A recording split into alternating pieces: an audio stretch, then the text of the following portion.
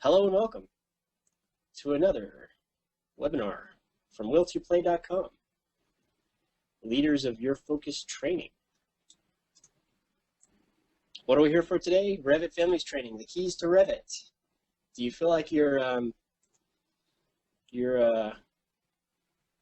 BIM Mayor has handed you the keys to Revit through what we've gone through so far? I hope so.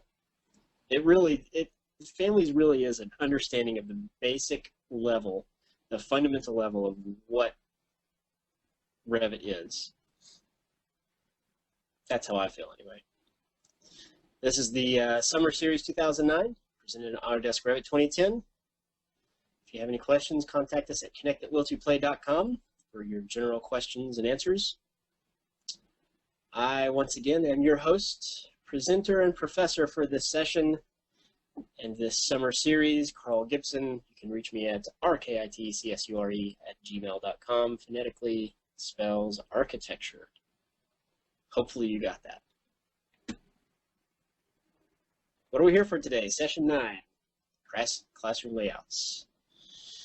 Here's our agenda, the opening 5 minutes, 3 10-minute topics with 5-minute Q&A sessions after each topic. We're going to close with a 5-minute closing, summary, wrap-up, and then a 30-minute lab. What do we have for the opening today? We've got a couple announcements. See, announcements. First thing, actually, I want to do this first. Yeah, actually, okay, we'll do the green board first.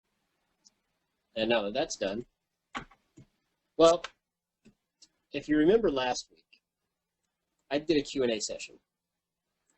And it was supposed to be an introduction on understanding arrays and formulas.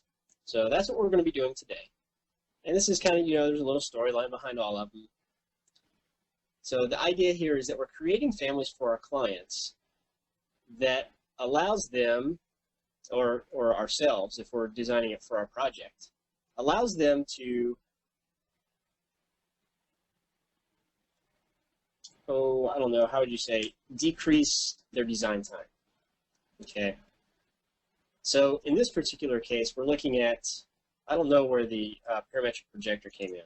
Okay, this one was not in the lab, and it wasn't covered in any of the videos that we looked at. So, but the one we are looking at is this one right here, 2, a parametric classroom layout for desks.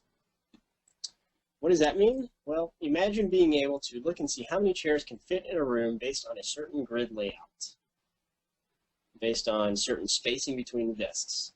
So that's kind of, keep that story in mind. That's what we're going to be looking at.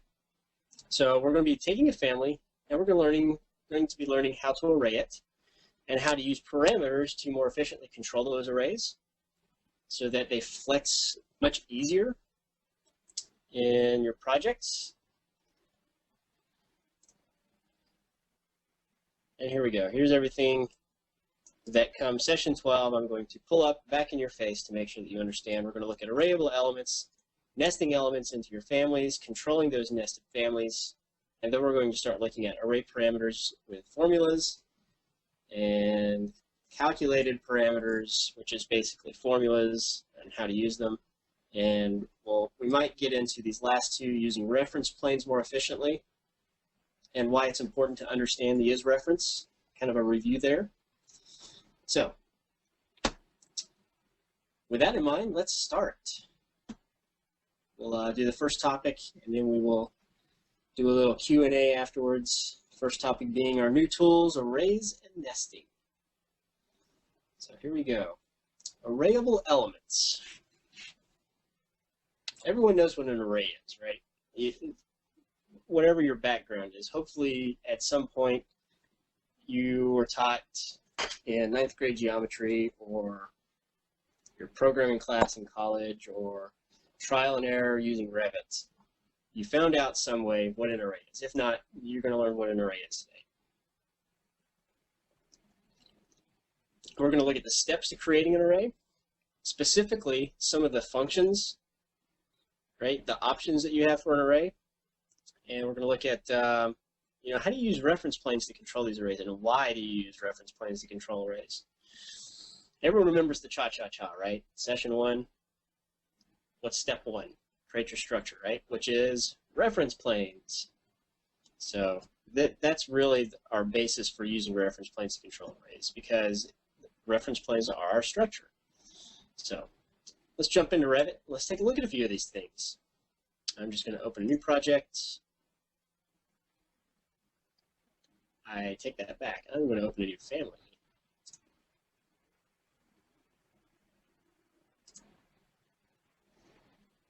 And we're going to use a generic model.